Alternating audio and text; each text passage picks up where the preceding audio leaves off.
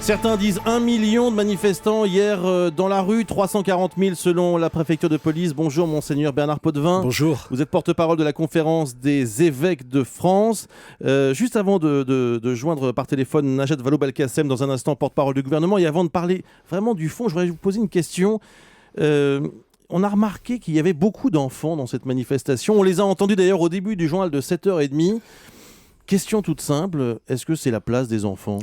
Que les parents de ces enfants s'expriment, qu'ils disent pourquoi ils sont venus avec ces enfants. Beaucoup hier ont répondu à vos confrères en disant que à leurs yeux c'était important, il y avait une symbolique très forte pour que leurs enfants soient là. Des enfants de 4-5 ans comme ça dans une manifestation, est-ce que ça a un sens ? J'ai envie de dire interroger surtout les parents de ces enfants. Et la place des prêtres ?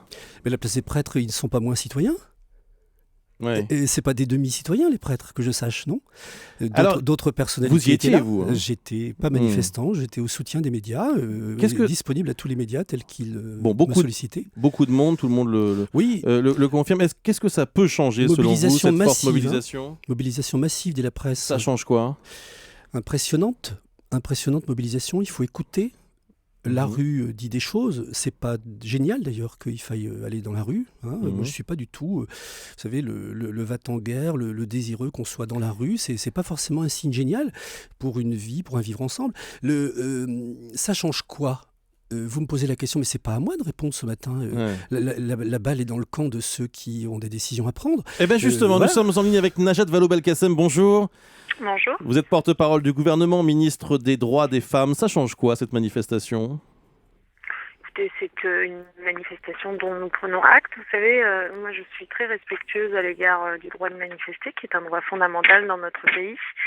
Et en même temps, je suis très respectueuse à l'égard des droits du Parlement. Et cette réforme, c'est devant le Parlement qu'elle se discutera et pas dans la rue. Et donc, aujourd'hui, s'il y a encore des interrogations, des inquiétudes à lever parmi une partie des manifestants, eh bien, nous les lèverons, notamment en mettant fin aux contre-vérités qui continuent à circuler de façon insupportable. Quel genre de contre-vérités ?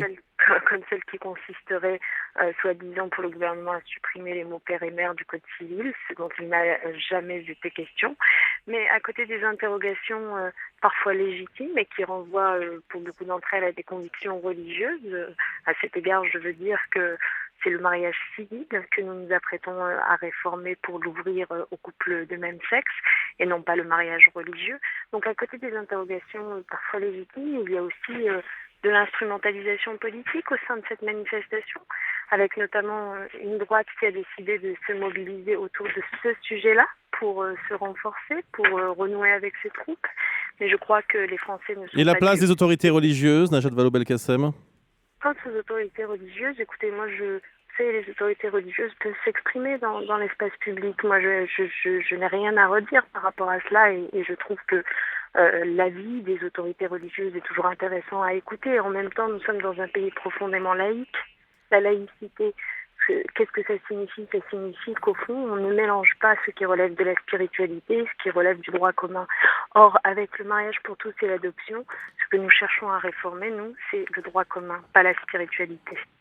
Est-ce que vous pouvez nous dire ce matin sur Europe 1 si le gouvernement va essayer de lâcher du lest ? Vous avez dit le débat va avoir lieu à l'Assemblée, mais il n'y aura aucune concession aux manifestants ? Le gouvernement, je peux vous le redire ici ce matin, le gouvernement est totalement déterminé à réaliser cette réforme, ce progrès historique qui n'est pas la victoire d'un camp contre un autre, mais un progrès pour toute la société qui va permettre de protéger des familles qui existent d'ailleurs d'ores et déjà, les familles homoparentales, tout comme d'ailleurs existent les familles monoparentales, chose que semblait avoir oublié un certain nombre des slogans de la manifestation hier qui scandaient un papa, une maman, un enfant comme si c'était le seul modèle de famille existant possible. Eh bien, notre projet de loi a vocation à mieux protéger toutes les familles. Notre projet de loi a vocation à instaurer l'égalité réelle entre les couples, quelle que soit leur orientation sexuelle. C'est une question de valeur. Et le débat aura lieu le 29 janvier au Parlement. Merci Najat Vallaud-Belkacem. Monseigneur Potvin, vous avez eu la réponse en direct. Hein ? Oui, mais moi j'entends tout cela et je ne suis pas non plus de ceux qui disent que la rue doit décider. Je suis infiniment respectueux de la démocratie participative et représentative, mais il faut qu'elle écoute la démocratie représentative. Il faut qu'elle écoute les frustrations profondes qui ont été dites hier. Je voudrais aussi dire qu'il n'y a pas une France acquise à cette réforme. Contrairement à ce qu'on dit, Opinionway, 60% pour le mariage en mai 2012. Le CSA d'il y a ici quelques jours, c'est 52%. Ça flotte, ça fluctue. Oui, Le sondage ça reste opinion. majoritaire. Oui, ça reste majoritaire. Ça ne l'est pas du tout pour l'adoption. Donc vous n'allez pas me dire que vous avez une France qui est acquise. C'est divisé sur l'adoption. Et on divise, dans les deux clive, sujets, on va dire que c'est un Français sur deux en moyenne. On clive alors qu'on a besoin de cohésion nationale. On doit être là aujourd'hui derrière nos otages, derrière nos soldats, derrière nos diplomates. Donc vous appelez à de nouvelles manifestations? Mais non, pas des manifestations. Je ne suis pas là. Moi, je ne suis pas un organisateur de manifs. J'en appelle à une écoute profonde de ce qui se dit. Voilà, c'est ça aussi qui relève de la responsabilité politique, c'est d'écouter en profondeur, parce que contrairement à ce que pensent beaucoup, il n'y avait pas hier dans la manif les caricatures habituelles, il y avait beaucoup de personnes qui venaient dans une diversité d'expressions et qui disaient pas seulement des choses sur le mariage pour tous, il y avait des frustrations profondes. On a besoin d'être écouté aujourd'hui, et c'est ça que je voudrais simplement dire ce matin. Merci beaucoup, Merci. Monseigneur Bernard Potvin, porte-parole de la Conférence des évêques de France. Merci d'avoir été avec nous ce matin sur Europe 1.